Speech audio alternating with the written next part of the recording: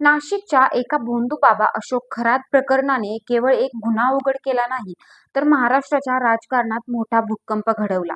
एका घटनेमुळे एकाच वेळी दोन पदं गेली आणि आता तीच रिकामी खुर्ची अनेकांसाठी संधी बनली आहे. पण हा खेळ फक्त पदाचा नाही, हा खेळ आहे विश्वासाचा, मर्जीचा आणि आगामी निवडणुकांच्या गणिताचा. आता प्रश्न फक्त इतकाच नाही की ती खुर्ची रिकामी आहे. प्रश्न आहे त्या खुर्चीवर बसून पक्षातील महिला राजकारणाचा ताबा कोण घेणार. पडद्यामागे लॉबिंग सुरू आहे, फोन कॉल सुरू आहेत आणि वरच्या स्तरावर मोठे निर्णय शिजत आहेत. मग या सगळ्या राजकीय थरारात पुढची चाल कोणाची असणार? चला सगळं डिटेलमध्ये जाणून घेऊया. नमस्कार, मी आरती, आपण पाहताय आझाद मराठी. मित्रांनो, नाशिकच्या भोंदूबाबा प्रकरणामुळे रुपाली चाकणकर यांना मोठा फटका बसला आहे. महिला आयोगाच्या अध्यक्षपदासोबतच त्यांना पक्षाच्या महिला प्रदेशाध्यक्ष पदाचा देखील राजीनामा द्यावा लागला आणि तिथूनच सुरू झाली खरी राजकीय चढाओढ.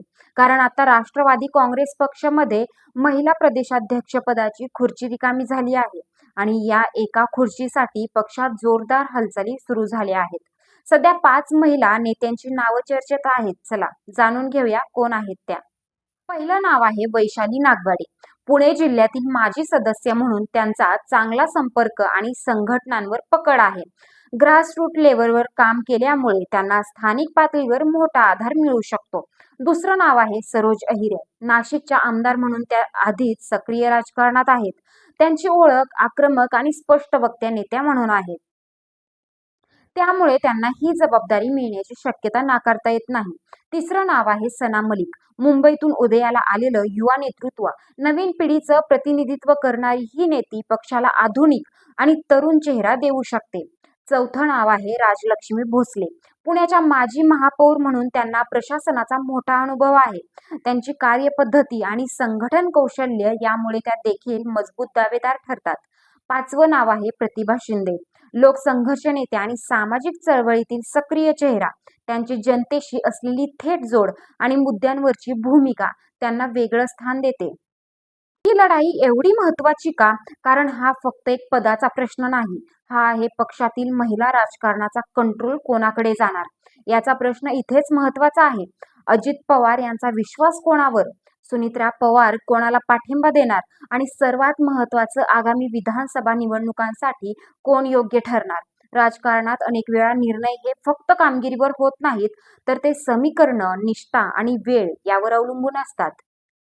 अजून चर्चेत आहे, रुपाली चाकणकर यांचा राजीनामा खरोखरच स्वखुशीने होता का, की त्यांना तो घ्यायला भाग पाडलं गेलं?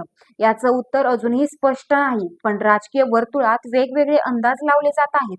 काहींच्या मते हा निर्णय पक्षाची प्रतिमा वाचवण्यासाठी घेतला गेला, तर काही जण याला अंतर्गत दबावाचा परिणाम मानतात. पुढे काय होऊ शकतं, तर पुढील काही दिवसात या पदासाठी अधिकृत घोषणा होऊ शकते आणि हा निर्णय फक्त एका व्यक्तीचा नसेल, तर तो पक्षाच्या आगामी रणनीतीचा संकेत देणारा असेल. मित्रांनो, नाशिकच्या एका प्रकरणाने सुरू झालेली ही साखळी आता मोठ्या राजकीय निर्णयाकडे वळली आहे.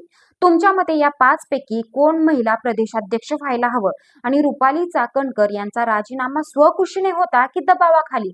तुमचं मत कमेंटमध्ये नक्की सांगा आणि अशा सखोल, सोप्या आणि सरळ विश्लेषणासाठी आझाद मराठी यूट्यूब चॅनलला सबस्क्राईब करायला विसरू नका. भेटूया पुढच्या व्हिडिओसह. धन्यवाद.